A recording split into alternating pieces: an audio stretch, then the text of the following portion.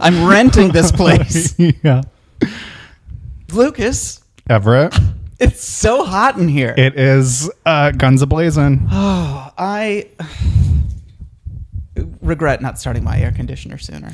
I had this thought that crossed my mind earlier that I bet he's probably not running that bitch. And I've already whined enough about how warm you keep it in here, but Today, it's a warm day today.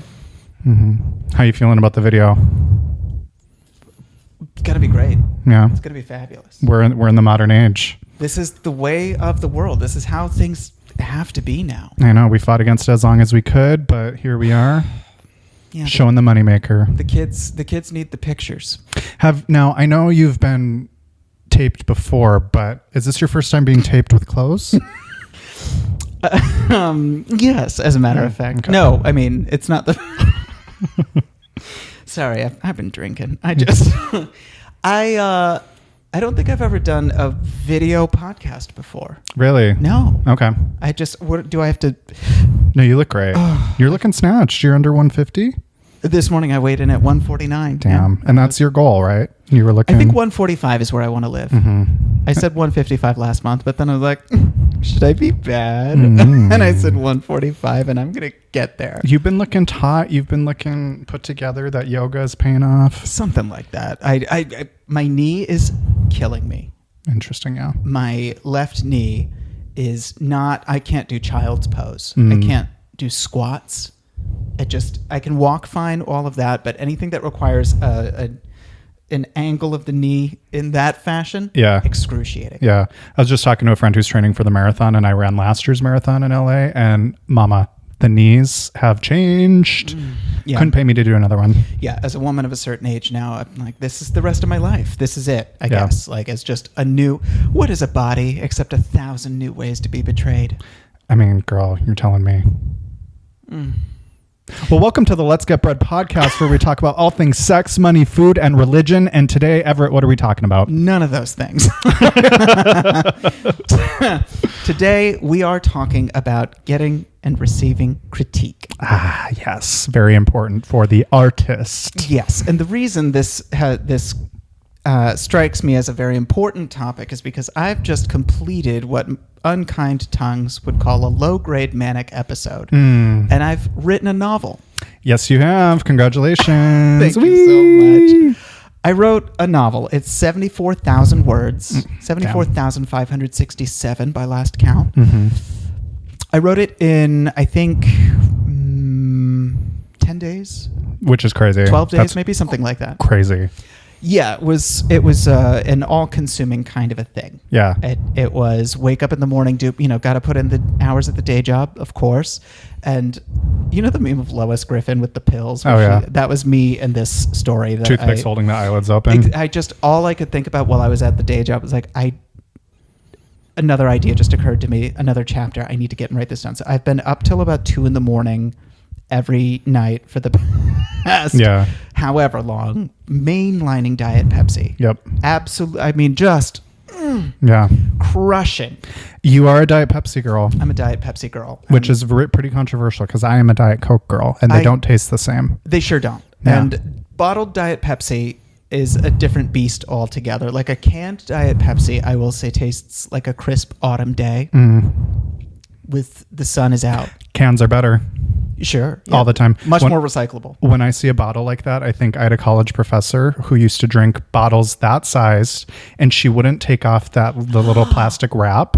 And so she would sometimes be drinking out of a bottle, but there would be another bottle connected to it. So they would be like strung. They'd be dangling. It was psychotic. And she would hold her pinky out like this as if it were a tea, and it's like, no, bitch, this is the trashiest thing you could do. Yeah, there's nothing wrong with that. The rest of it.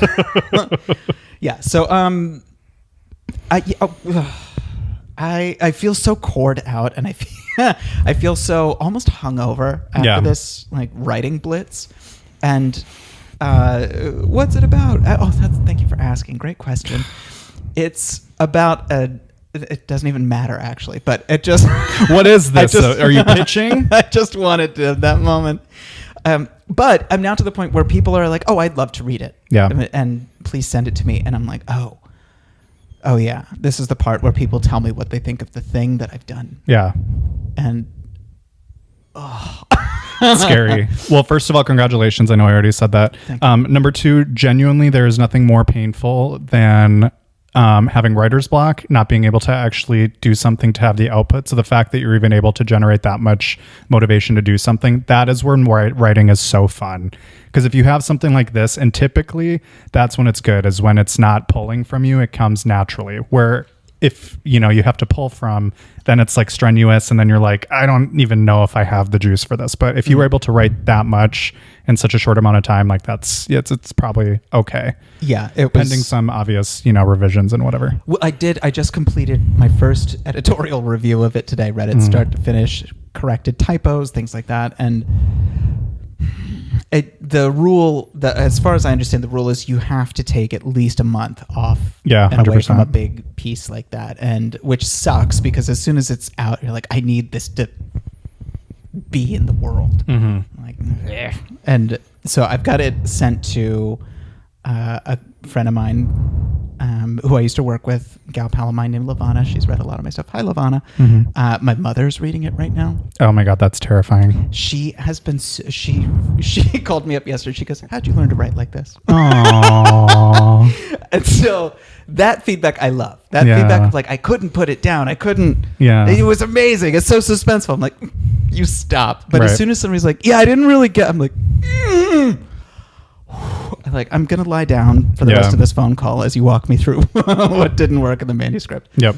How do you take critique, Lucas? With my writing, I've gotten really good. I've built a huge wall. At the beginning, like when I was 22, 23, when I just seriously started pursuing writing, horrible with feedback. I took everything personally. I was like, they don't get it. It's because they're straight. It's because blah, blah, blah. And now it really is, I just use it as a tool for what they're saying might not necessarily be true, but it's pointing me at what I should revisit. Sure. So if someone says, I don't like her, she's a bitch, which is a really stupid criticism that most of the time I ignore, I just look at the section that maybe pointed them in the wrong direction or whatever. And then I just look at that and then I decide, yeah, fuck them. Sure. But then sometimes I'm like, oh, I'm going to actually change because this was something I haven't considered before. Yeah. I mean, I think of where I've lived is I'm not allergic to critique. I'm doing stand-up. And so your critique is there in the room with you at all times on stage. The only problem is the critique is almost always going to be a laugh or silence. Yep. And then in some cases a heckle. But, that's neither here nor there. But that's so good because it's honest and it's not at all about, well, I guess sometimes it can be ego because comedians don't always, and sometimes you can get a pity laugh for things. Like it's not gold standard or anything, but it is there. It is immediate. You can tell several things from that feedback. And so, and even better is comics have this thing where when you get off stage and somebody's like, oh, I've got some notes for you. You can be like, I've never had that happen. I say the F slur a lot in my comedy. Oh, sure. And I was doing a bit about how, I forget what the setup was. I think the joke was just that like I was dancing around saying faggot. I was like, you look at me like I'm not a football fan. You know what I mean? And so I had a run of those. Can't throw a spiral. And that all, it worked out fabulously. And this guy came up and he's like, I think you should just say faggot.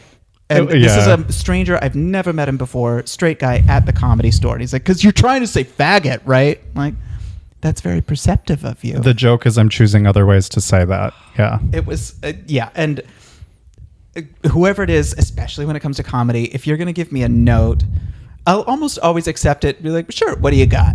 Because I don't know any better right now. That was the first time when I was like, I should have said no. Usually I'd be delighted to hear if it's under 30 seconds, sure, whatever. If I hate you, I don't want to hear from you. Right. If I don't respect you as a comic, I don't want to hear from you. Yeah. That's most straight men, I think, doing stand-up. Except you, Martin Morrow, big fan. Anyway, I have gotten, what's even worse is I have gotten good critiques from people I fucking hate. Yeah. Oh, that burns me up. Grinds my gears, really. What are some of those? I've had people who I despise in the comedy scene who have either from their set and sort of, referred to something I said and given me a note, or just after the fact, they've given me like a technical thing about like, if you just reverse the word order, something like that. And those are always the best for comedy. Oh my God. Again, it's like I don't mean to toot my own horn. I was probably going to get there. I'd like to think I was. Did I necessarily need the male comic who went up and did a set entirely of rape jokes to give me really good feedback on like the pacing of? I wish it was. Listen, the right message is still the right message, even if it's delivered by the wrong mail carrier. Well, and I think too, criticism, for it to actually work, it means you have to be open to receiving it. Yeah. I will admit, first and foremost, as far as like writing goes, typically you like what you were saying earlier, it really depends on who can give it or not. I won't just accept it from anyone. For a comedy, like when I started, I wasn't comfortable as a performer. So any kind of performing advice that was given to me, I usually was like, okay, thank you so much. Sure. Yeah. For example, one woman was just like, all you have to do is just like put your chest out. And that'll solve half of your problems because you're way under, like you're hunched in. You got bad posture. Yeah, I have great posture. Actually, I've been told there's that. There's no need to yell like that. I'm sure you'll find it's not necessary to yell. But I had a physical therapist go, man, you stand up really straight. And I go, well, thank you. And that was because someone told me, she was like, chest out when you're on stage. That'll solve half of your problems. Interesting. And that was such simple, from a performing standpoint. Yeah, I mean, at least from my perspective, but it's hard because we can't see ourselves when we're doing it. Yeah. Because it's not like dancing where you like watch yourself in a mirror before you do it. You just do it. Well, I mean, unless you're a psycho and you take a video of every set you're doing and then you watch it back like I did. And did you ever perform in front of a mirror? Never. Stand up? You never did your set in front of a mirror? No. You're supposed to, or they say too when you're like starting out. Mm-hmm. No, what I did actually was before my very first ever set of stand-up that I ever did, very first open mic, was I think it was a 5-minute mic, 3-minute mic, whatever.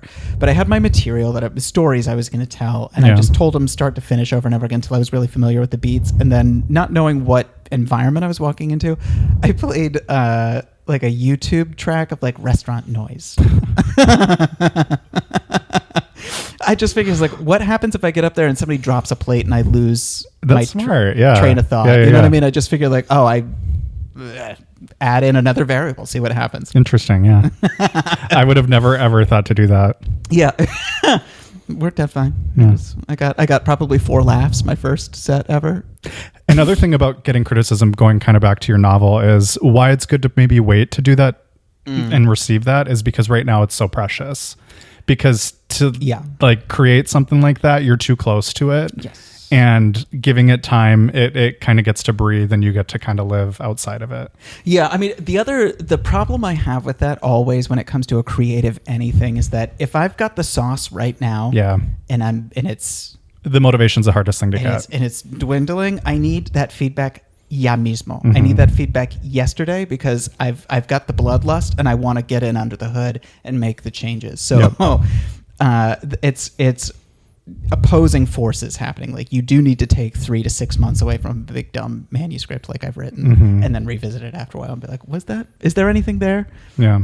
I'm almost confident there's something here in this one, but this is also why I send stuff out to Lavana, who in other short stories I've written, she's offered feedback that like I could not get because I'm not a dame.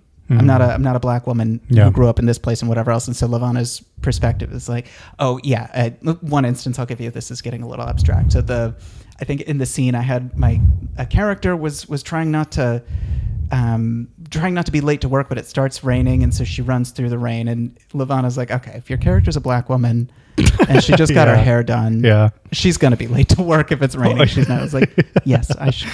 I love that. Yeah. So, again, excellent critique from somebody I love and adore. Really ended up working out well. If Lavana was somebody who got a hold of that story and we didn't like each other and she read it just like, oh my God, what an idiot. That critique would have been fucking shattering. Like it would have just made me feel like such an asshole. Yeah, no, I could see that. I think, so that's in regards to story and believability and what would actually happen, which we can all kind of forgive here and there depending on the circumstances. Like that would seem, I probably wouldn't have picked up on that, but like that sort of specificity from her is really important because that like makes the story flourish. But what about when they critique the craft? Like the actual prose. I've had I've written across so many styles. There was a brief and awful period where I was writing in stream of consciousness. And that was, woo! Yeah, I'm glad that time's over. Yeah. Somebody read it. It was like, yeah, this is like a grade schooler. This is just like one of my students. I don't think it was maybe it was a grade school. I can't remember what year he taught, maybe middle school. But he's like, this is just like, you have observed none of the conventions of grammar, language, whatever else. And I just couldn't get into it. And in my mind, he said that? Yeah, something along those lines, really blunt. And in my mind, I was like, okay, so this is stream of consciousness. So this is not your average, this ain't Reader's Digest. Yeah. But ego-wise, it's like, oh, you just don't see the brilliance. I hate you. You just don't see the vision. Yeah. Got it. Okay. So depends on the craft. Like I'm relatively self-aware about some things. Yeah. Other things, I am pretty confident that I'm possessed of a talent. Yep. Writing is one of the things where like I'm good. Same. Like I feel the same exact way. I'm pretty secure in the fact that I'm a really good writer. Yep. I'm pretty secure in the fact that I'm an okay watercolor painter. Okay. If somebody wants to critique my watercolors. Listen, I have read your writing and I have seen your watercolors, and you are definitely better at one. I will say that. And I'll let you decide which one.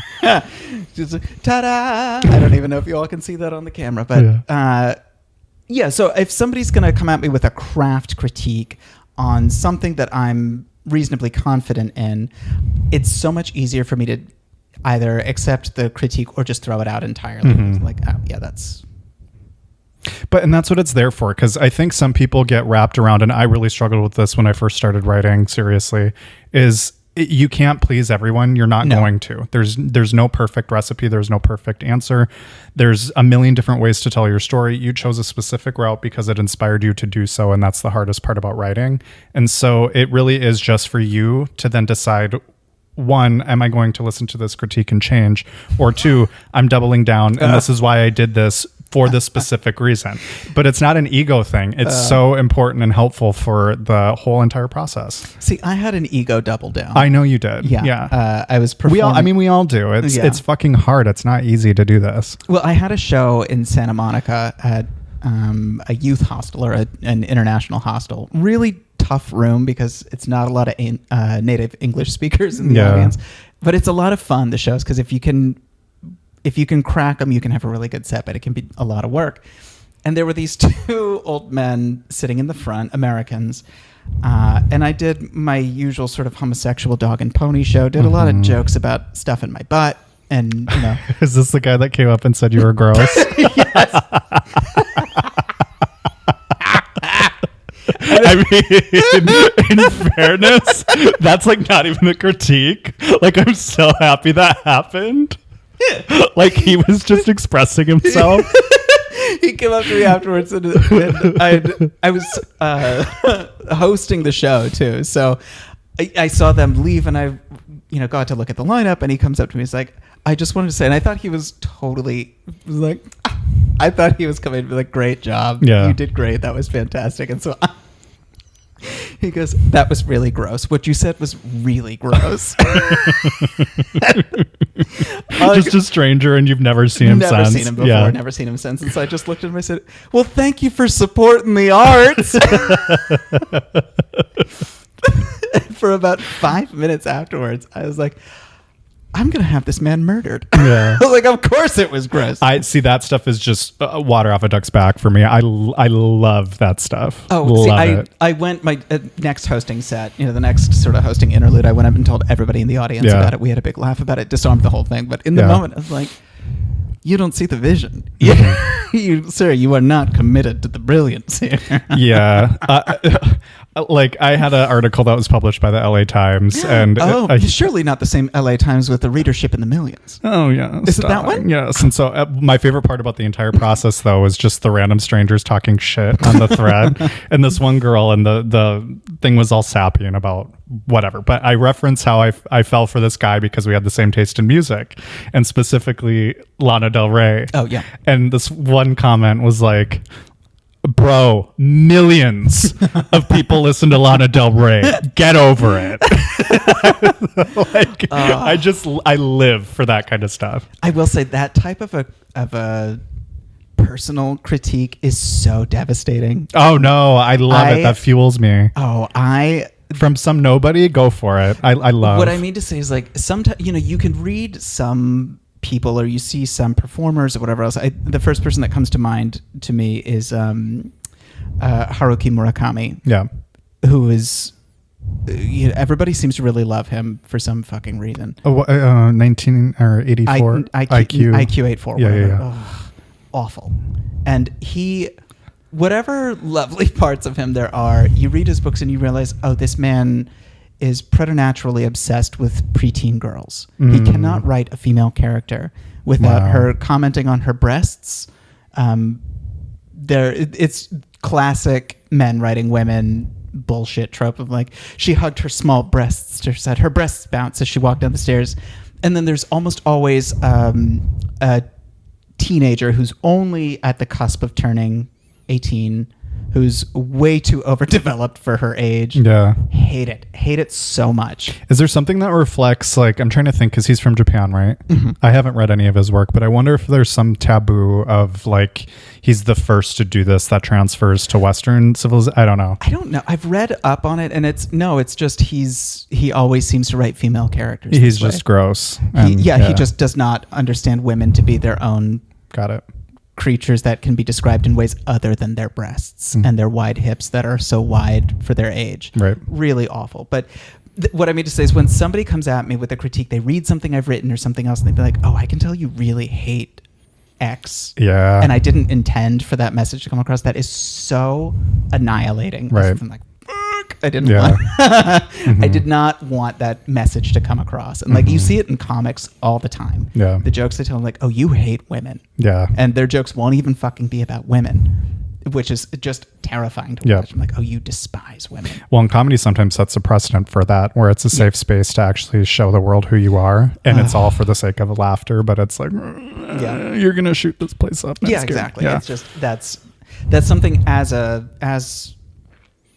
person who does things for other people to watch, you need to be able to develop a sense of if you're giving off that vibe. I've seen plenty of gay comics even who they go through their set and, like, you hate women. Like, which is also really fucking weird and gross and stupid. I thought you were going to say you hate gay people. That's interesting. I've seen gay comics who do their bit and, like, they didn't talk about women and, like, you are such a fucking misogynist. It is so gross. That's the thing I'm probably the most terrified of in a critique, is that it exposes some heretofore unseen that you had no idea about.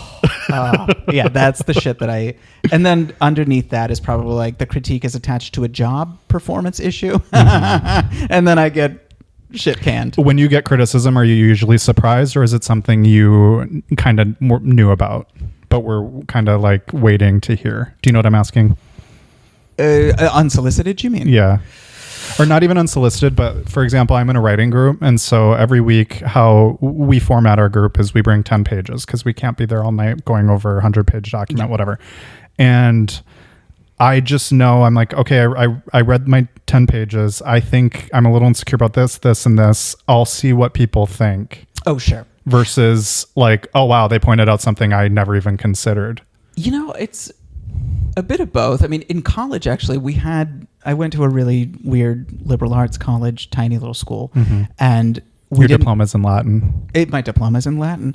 You don't have report cards or grades at my school. So what you do as a sophomore through senior is you go in and you sit in what's known as a Don Rag or a conference, and you sit with your professors, we call them tutors, and you tell them how you did.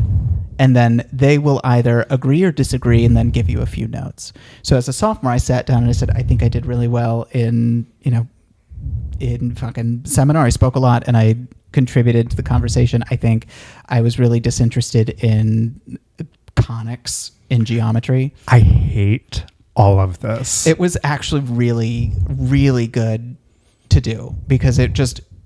If you like, there are legends at my school of students who showed up and been like, I crushed. I did amazing. I did so well. And then the tutors around the table would be like, no, you're trash garbage. You are almost immune to education. We don't know what's wrong with you. And I mean, just legendary conferences that have gone on, which it's part of Johnny lore. Love it. I don't know. My impulse is just to be like, someone's feelings are going to get in the way. Favoritism's going to get in the way. There needs to be a Scantron. Like, if you got it wrong, it's wrong. It's not an opinion.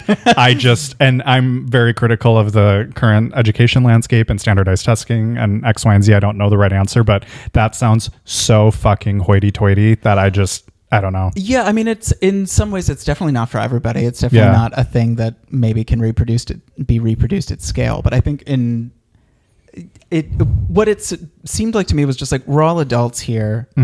You need to be self-aware enough to tell us, to have a sense of what you're doing. Because also the sophomore year is the year that you can also you can wash out of college. They'll just kick you out. It's called disenablement. And so if you're not doing well, the school is like, okay, it's not a match. Sorry, you're fired, and you have to go to. And they do that. Yeah. So they're not a money grabber. No, not in that way. No, we had, I think in my class, because I mean the school when I went there was something like 500 students total. Shit. We had maybe 5 or 6 people disenabled out of my class, something like that. It's not a lot of people. Did they form a band? Is that how Vampire Weekend started? Oh God, disabled from St. John's College. They were Columbia. No, they all disappear, and they're sort of like these whispered about students afterwards. Like people are like, oh, did you hear you got disabled? Like, no.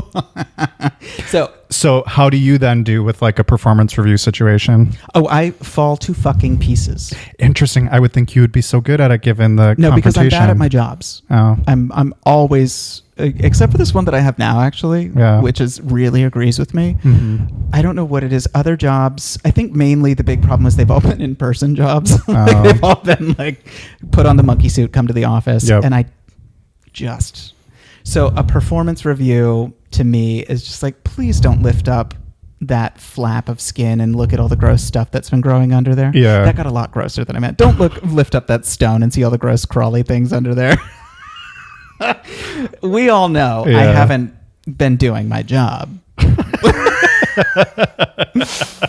Goldman Sachs. We all know I'm just a gerbil in a wheel in a satellite office in Salt Lake City.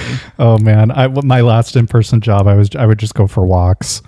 I like 3 or 4 walks a day. I'm like, get me out of here.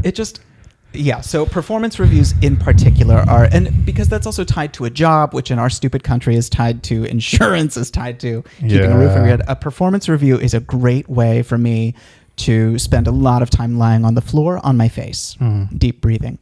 Because mommy needs a factory reset. Something, I have an attitude problem, I will admit it. As far as work goes, I'm like, I keep it in check there because I know that I get paid from them. However, it's really difficult when I receive criticism from someone who sucks. Or someone who is bad at their job, or they have made my job hard or impossible because they themselves are inadequate, but then they have the power. The fucking worst. Yeah. Thankfully, I haven't had to deal with that for a while, but my God. When I worked at the Department of Commerce, I had a one and only performance review, which was the same day I got fired. And the boss was just the most vicious, abusive. You got fired on the day of your performance review? Well, I got fired and they gave me a performance review after I got fired. Do you know what I mean? Like they decided they were going to fire me and they're like, here's why, you're terrible. And then fair play to you. Yeah. But the boss was just so abusive and vicious and awful. And I hope she steps on a rake every day for the rest of her life. Yeah. You know what I mean? Just that at that point also, I was just like, I knew it was a wrap. The writing was on the wall, so that one didn't affect me that much. She had security in the room to escort me out. That's a whole corporate thing. That's so lame. That's a thing. Yeah. Oh my God. So did they follow you to your desk? They did. Yeah. And clean out your. Oh, God, yeah. They followed me to my desk. They and then there were 2 more waiting outside, like as if. What are you gonna do? I mean, they knew it was that this boss in particular. She was a known quantity in the department, and she'd just mown through however many employees, and I guess people had really gone to town. I snapped suppose the tether when she fired them. So wasn't their first rodeo. I think the first thing I said I may have said this before. The first thing that I thought when she fired me was, "Oh my God, I never have to see you again."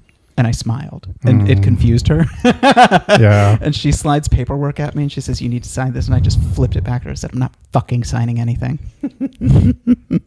Were you severed? Was it a separation agreement or just fired? No, I was just fired. I was. Wow. I'm lucky they didn't shoot me. Yeah. You know what I mean? Like, it was that bad. Damn. And if somebody had been in my corner and loved me enough in that time, they'd have said, "You need to sue the fucking britches off of these people," because she was so vicious and awful.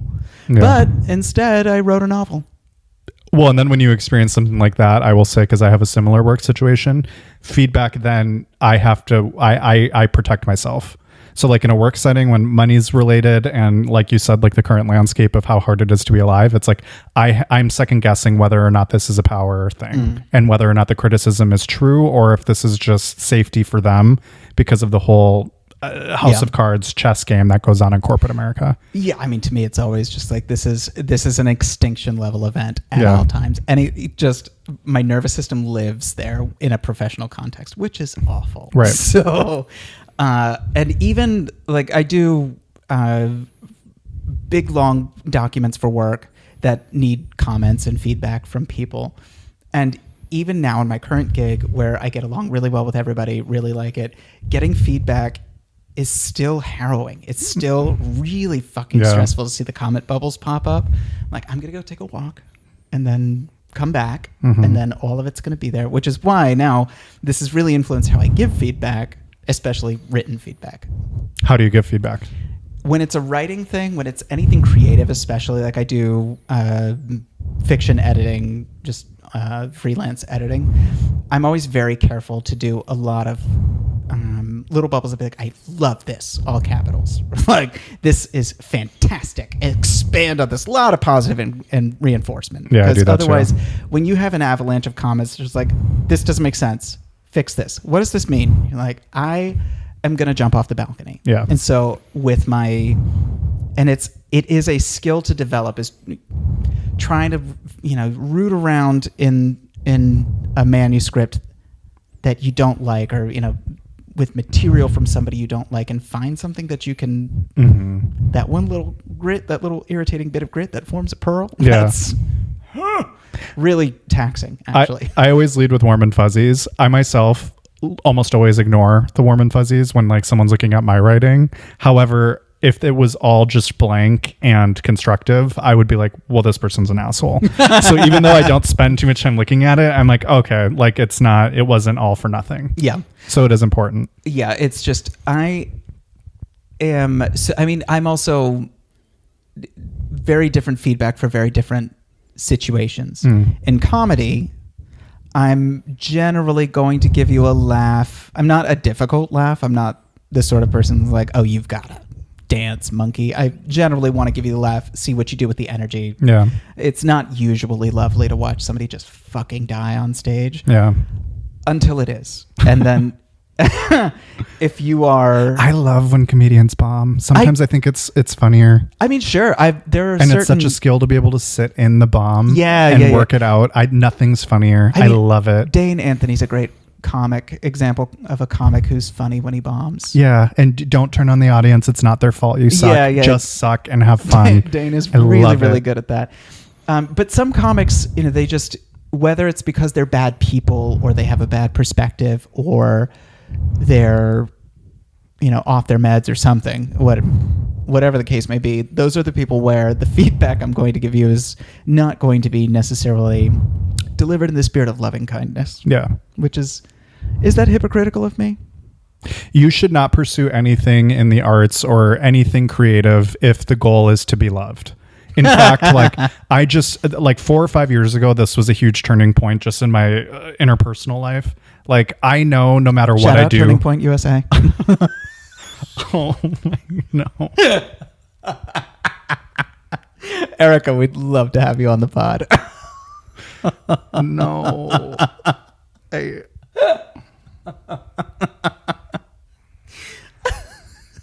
Fuck it. I don't even I don't even know. That just no. You were saying?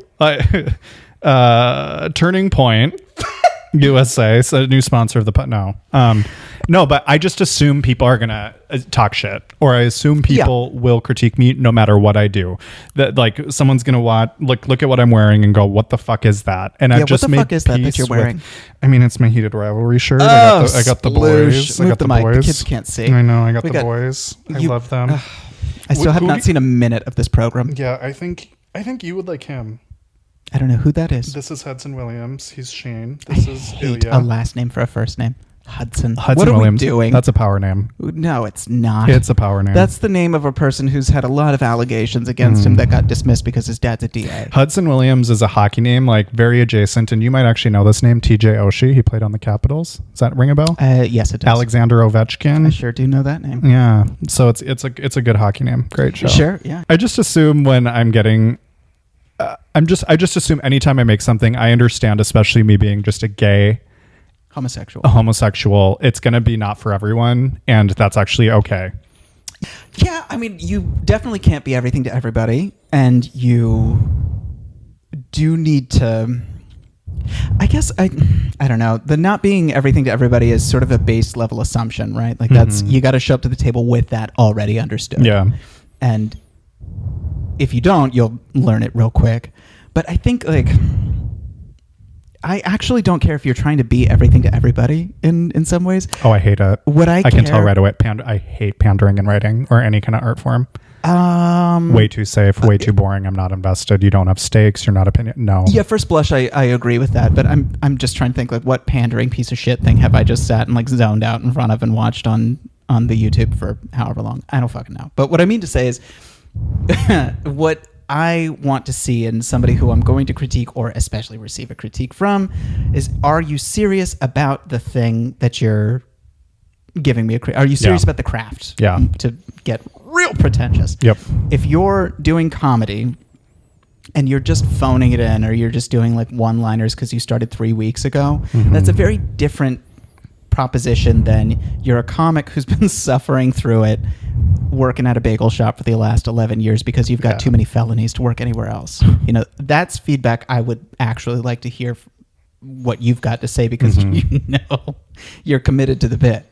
And is that because of what you've had to suffer personally? Or is that because the critiquer needs to have a lived experience for you to listen?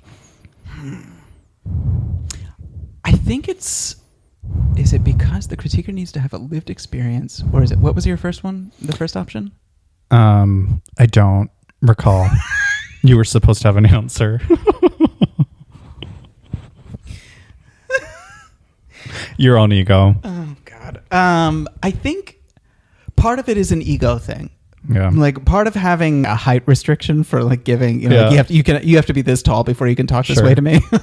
Like, part of that is an ego response, which is like, if you're not doing the thing, I don't need to weight what you say as heavily. Yeah. And I'd say maybe 65% of that response is like, that's an ego protection. And then whatever the other half of that balance is, there's no way to be sure. Yeah. 45% is... I didn't go to school for math. I told them, no, I did though.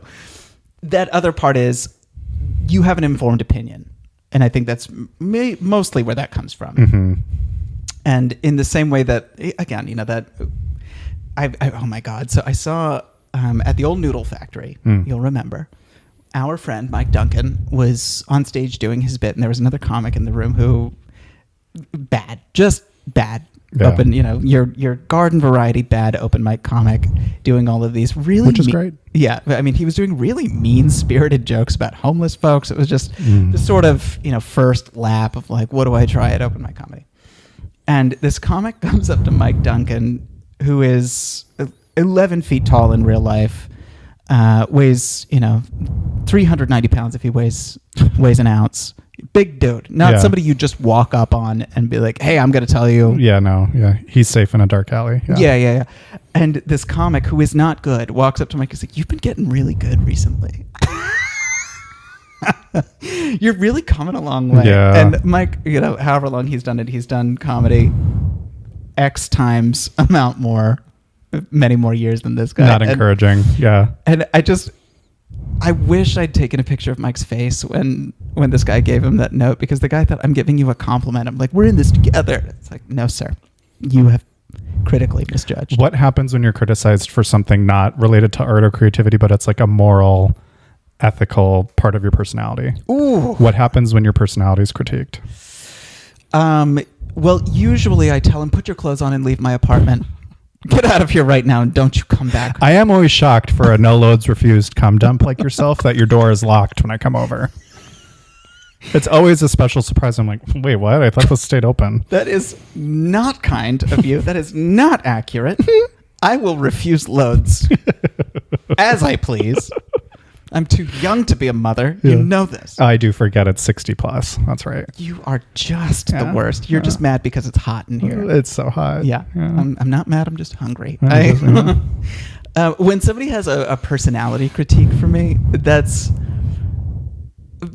two things happen. My pathology is like, now we just gotta dig in. Whatever it is that you hated, I need to dial that shit all the way out. Yeah, and you do have that. That's part of being a youngest sibling with 3 older siblings. That's just that's showbiz, baby. I'm also the baby of the family, and it's one of those things where, because the criticisms start real early. You're dumb, you're annoying, you're whatever, and you can't get past that, so you just double down. Yeah, that's where that goes. And then doing comedy also.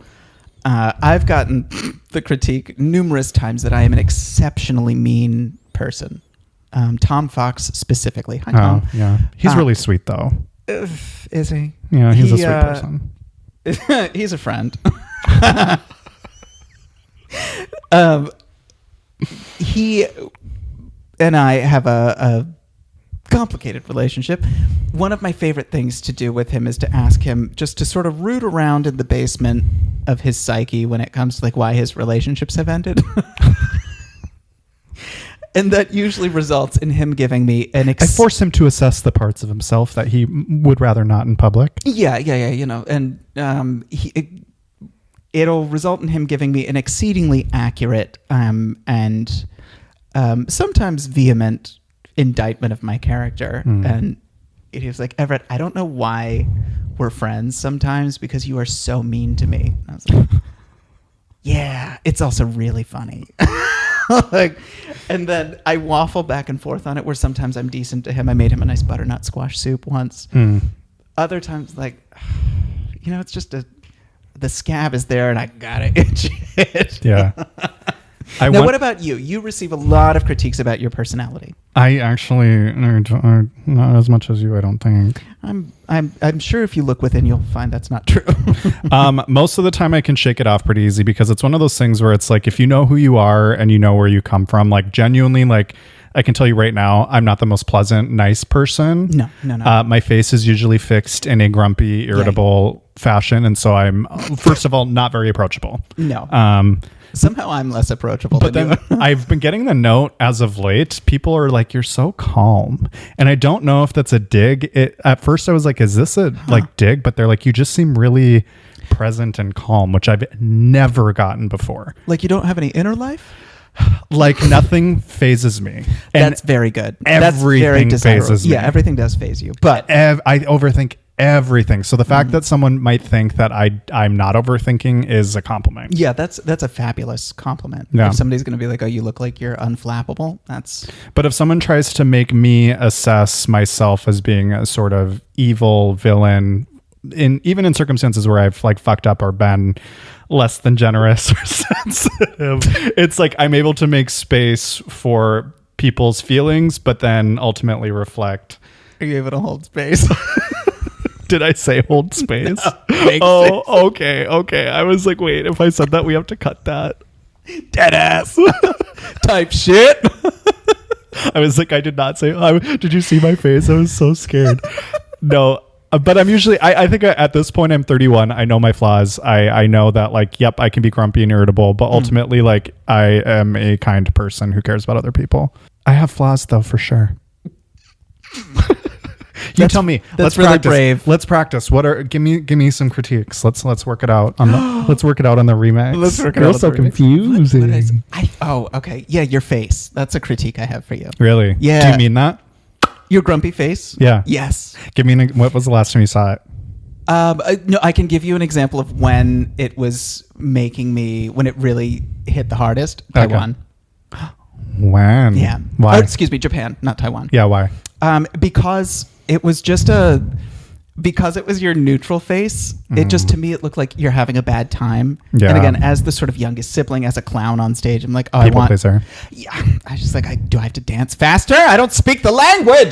So that to me was like, Yeah. what do we do? And this isn't your fault because I'm the same way. Like if someone's not having a good time, I make it my responsibility to change that, and I literally can't focus on anything else unless they're happy.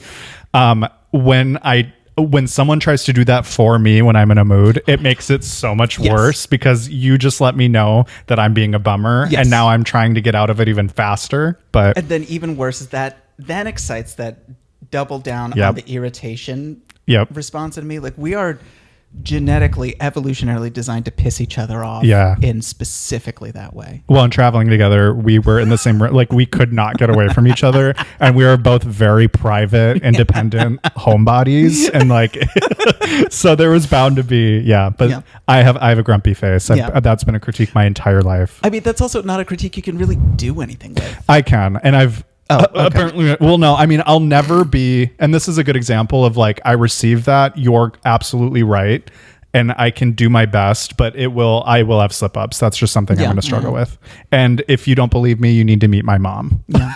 Like Cheryl. Yeah. Well, that's all the time we have for today.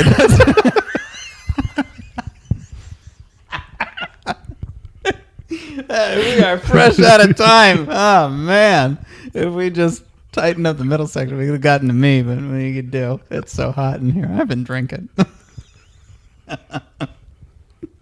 No, do you want to know my critique for you? It'll be really quick. I'm dying to know what it is. Really quick. I think you need to work on your upper body. Mike Duncan, you bastard. No, what's your actual critique? I think you take I think you take life very seriously. I think I think you get really embarrassed if someone thinks you're dumb. Did you not control that? Yeah, I did. Like if you ever, like for example, this is so humiliating and embarrassing that we're doing this podcast, right? And we have to start from somewhere. And just like dealing with like sound equipment like not working, or like video like getting set, like the fact that you don't know everything and you aren't perfect at it right away, you get so worked up. And I think it's because you're a high achiever who's really smart and you're not used to being in a position where you need help. Interesting. Yeah. I agree with half of that. I agree with the half that's like if it's not intuitively, like didn't get it intuitively, I do get frustrated very quickly. I would shy away from the whatever the second half was that you said about being like a perfectionist at that. See, and I wouldn't say perfectionist because I'm in your home and I can say you're not. To be fair. Yeah, I wouldn't say that. I think you just, I think make room for play. I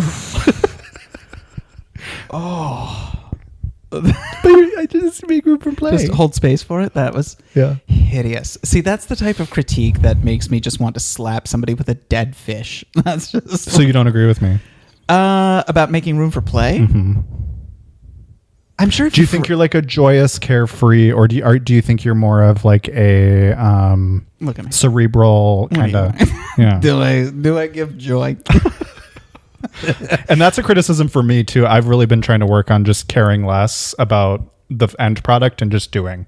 I think I can hear what you're saying about make room for the variables, the uncontrollable things, and that's certainly because obviously, like somebody's going to drop a plate at some point on your punchline, and everything you've worked towards, the audience is going to miss it. You got to tell the joke again. No, you're going to roll with the punch. Absolutely. I think do I lack a certain whimsy? No. I have whimsy. So anyway, upper body strength is Yeah, mostly that too. what I want. I could always use to work on my upper body strength, given that I'm going to have to amputate above the knee if my crunchy knee doesn't. Oh, you know what? I just remembered I was going to ask you. Rate the following writers from most unbearable to most bearable. Okay, what do we got? So, and I'm just going to pick like a genre of writer. Okay, so no one's specific, but we're going to go screenwriter. We're going to go fiction writer. Mm-hmm. We're going to go memoirist, poet, playwright. Playwright, most unbearable. Okay. Poet underneath that. You mean, so poet is number 4 or number 5? Oh, number 4. Playwrights are the worst. And I'm lumping in musical theater playwrights, and that's why they're at the worst. Okay. Poets underneath that. Musical theater, people just catching strays left and right on this podcast. Poets are underneath the playwrights, and they would be on top. Okay, hold on. Poets at the top position because of Rupi Kaur. She is the worst, absolute worst in everything she has done to and for poetry. On balance, net negative. Rupi, you are the worst. They're the most unbearable. Playwrights, we got Tony Kushner. Okay, he's good. He's got a few misses, but what you get Shakespeare. Okay, yeah. Love Shakespeare's. Yeah. Number 4. Screenwriters under that because grow up. Who even are we? Yeah.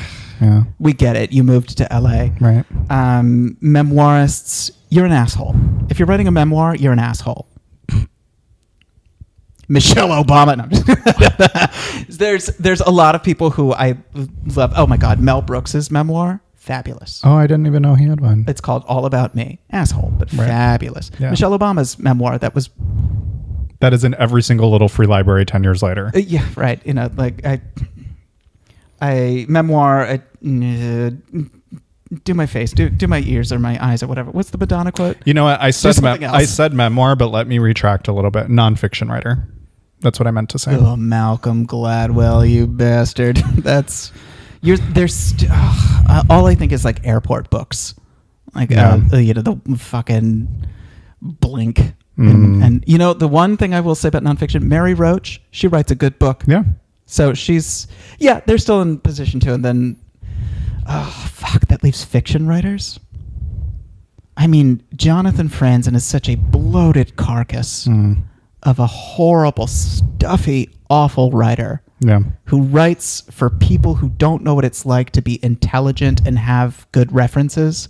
And they read Franzen to be like, oh, this is what it must be like to be. I also feel like with people who like his work, I'm like, do you like his work or did you just read the corrections? And that won the Pulitzer. And that's awful. Like, you're like kind of, yeah. And Murakami, another example of just an utterly turgid. I've read neither of them. My friend Rachel, you saw the painting. This guy was nice enough to paint her. And I mean, it looks like AI. It looks incredible until you get a close-up on her face. He made her look like the devil from Sabbath's Theater on that cover. Yeah, it's incredible. What's your ranking? Okay, so we're going straight most unbearable poet. Yeah, and it's because of Rupi Kaur specifically. No, so I love poetry, and I have friends who are poets, and I respect the craft. The pretentiousness and seriousness of it, and they themselves think that what they're doing, and in many cases it is. I'm not a poet. I don't understand the craft, but that sounded like you they them. And exactly, they're mostly they thems. No, they them's catching strays on the pod today. It's a self-pretentious act, and if you are a friend of mine, I love you, and if we're friends, you are not self-pretentious. Number 4, I'm gonna go screenwriter. Okay. And that is because it is a similar sort of pretentiousness that requires an absence of self-awareness because it's just so hard to get shit made. And they're all really cranky and crabby because they haven't gotten anything made. Yeah. I love a playwright. I love a playwright. I love dialogue. I think they're all weird and kooky in the same way a poet is, except they lack pretentiousness because they simply just can't afford to be alive. Number 2, I'm going fiction writer. Because of all the pretentious ones, I think they're the most pretentious. Listening to a TED Talk from a fiction writer is very difficult for me. And then number 1, I'm going nonfiction writer. I'm going, and this is because I think of like just journalists. I think of, I hate self-improvement. I think you need to have a certain, degree or whatever to talk to people, but you need to be this tall to talk to me. I also love memoir. I love a memoir. Tell me about the worst thing that happened to you and how you got through it. Yeah, I guess what are the memoirs I've loved? Gore Vidal's memoir was good. Palimpsest. Edna St. Vincent Millay, she didn't write one. That was just a biography. The Wreckage of My Presence by Casey Wilson. Just read that this past year. Is that presents like gifts or presents like I'm here? I'm here. I would have preferred gifts. Titles. I shit in a box and gave it to my mom and she was mad. The title's a little funnier if it's The Wreckage of My Presence with a T. Excellent. What would you say to somebody who, let's imagine you have to give critique to somebody who has written something that's not your wheelhouse, you don't like, and is bad. Yeah. Somebody comes to you for critique and happens often. And this is a person that you don't even want to necessarily. This is somebody that you don't want to piss off or be cruel to. But let's say you said poets were the worst. I'm celebrated, unnecessarily celebrated, and unjustly successful poet Rupi Kaur. And I come to you with a new pamphlet, really, because it's, calling it a collection is a little strong. I come to you leaflets with about 9 words per page that I generously call poetry. I was fire, but he was ice. And together we made music. And I say, Lucas, I've got another book for you. Yeah. I want you to take on it before I take it down to Schuster's or whatever, the Penguin House. What do you say? How do you give feedback to this person? And this person has already achieved success, or does it matter? Let's imagine we live in a just universe where Rupi Kaur is starving. Okay. Because she hasn't sold a book ever. So I would say I'm not a poet, so take it for that. As far as the actual quality of the writing goes, it feels really crisp because it has to be. It's only 9 words. I wouldn't say that part. I wouldn't say what's in parentheses. I would say the writing seems really crisp. Crisp. I'm seeing images because, of course, fire is fire, rain is rain. Yeah. But I think I'm missing the overall story. And for who I am as a writer, it's scenes and story, and poetry is very different. It's utilizing different things. So perhaps I'm not the best person to be reviewing this piece, but structurally it has bones. I just don't know what's going on. Wow. Okay. That's lots of white space. That's and that matters. That was impressive. That was actually. So I got my MFA, okay, which was expensive, and I have not been paid back for it yet. But at my MFA, what I loved about it is I had to intern at our publishing house. We had a publishing house at my college, and we had to do a poetry collection. So I read manuscript after manuscript after manuscript of poetry, and so. Even though I wasn't well versed, and I wasn't the only one, there was 10 of us that were doing it, thank God, because I knew nothing. But I learned a little bit on how to give good feedback and explain maybe what's working and what's not. And also, it's great to get feedback from someone who doesn't know the craft. Yeah. Would that feedback actually lead to an improvement in that person's craft? If I received that kind of note from someone who says, I don't get, which I have before, and it's difficult when they're like, because with screenwriting specifically, it's not flowery at all. It's a blueprint, it's a map. And so the language has to be, Everett walked to the bathroom, smashed the mirror. Whereas like a fiction writer could say, shards of glass that welt into the skin of my mucus's brain. And together we made music. It's really blueprinty. So if someone said it just read really dry, I'm like, I can't use that. Sure. Well, yeah, how do you give somebody a critique they can use? Yeah.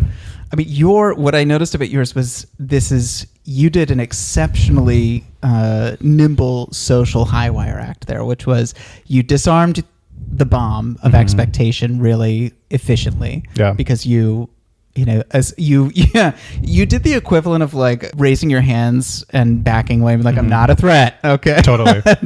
and completely defanged whatever it was you were going to say because you just, like, I'm not the guy you should be asking, essentially. Kind of. Interesting. Usually if somebody's going to ask me for a critique, I feel like I got to give an honest answer. I've edited poetry manuscripts where they are Rupi Kaur style poems. And the thing I'll always say to them, and almost always as a like a laugh line, if you will, but it's like, any asshole could have written this. You actually say that? Yes. See, but that's not even helpful. Oh, I say there's a nucleus, there's a thing here that inspired you to put precisely 7 words down on this page. Yeah. What was the thing? Give me more. What are you doing? Like, this is a start. This is where it comes into like, are you just fucking around? Are you just throwing shit at a wall? And when it comes to poetry, when it comes to comedy, it takes a lot of forms, takes a lot of shapes. You can read shit that doesn't start as a poem and then has symptoms of a poem. Even like text messages from my mother every now and again become a poem. If she, like texts too many text blasts in a row. That's fabulous when that happens. And maybe they're on the cusp of that. But like, I went to the store and it rained. I thought about you. Yeah. If you squint, it's kind of getting there. But again, any asshole can and has written that. Right. Why do you deserve to have that in a book? Yeah. What are we doing? That's, why should anybody listen to me for that matter if I'm on stage doing the same jokes about dating in LA is hard, right, guys? Totally. There's got to be something in there that's going to indicate that this was not AI. Poetry's such a difficult one too. Yeah. And I'm, full disclosure, I'm a published poet. You are. I'm a prize-winning poet. Don't say that too loud. It is so embarrassing. I mean, you got street cred. Ain't nothing wrong with that. I just imagine some smirking asshole reading a poem that I've written at like a comedy open mic, and it would just be an ego annihilating event. It would be awful. I have a hard and fast rule with character driven stuff. If you say something like, I don't like him, I can't root for him, out. I don't listen to that at all. Oh. Done. So you loved A Little Life? Loved A Little Life. Oh dear. Oh man. I read that book in 2 days. It's like a 750 page book. Loved it. Did you like Shuggy Baines? I haven't read that yet. It's on my shelf. It's on my next step list. Well, that's criticism, folks. What have we learned today? Be careful who you ask for feedback from, first off. You need to ask people for feedback whose opinions you would respect. You need to ask somebody who's got the time and capacity. Yeah. And you need to ask, even worse, is you need to find somebody who actually gives good feedback. And additionally, you're going to get critiqued for kind of anything you do. Leaving the house, what you wear, what you look like. You're too skinny, you're too fat. So ultimately, you know what you got to do. They're just helping you get to the right direction. Kill your ego, kids. Maybe that's the thing. Yeah. And Ronald Reagan. And work on your upper body strength. We're invading Greenland. We're going to... We might get called up for service. You never know. Yeah. Now I'm sad. Well, on that note, kids. Bye. Bye.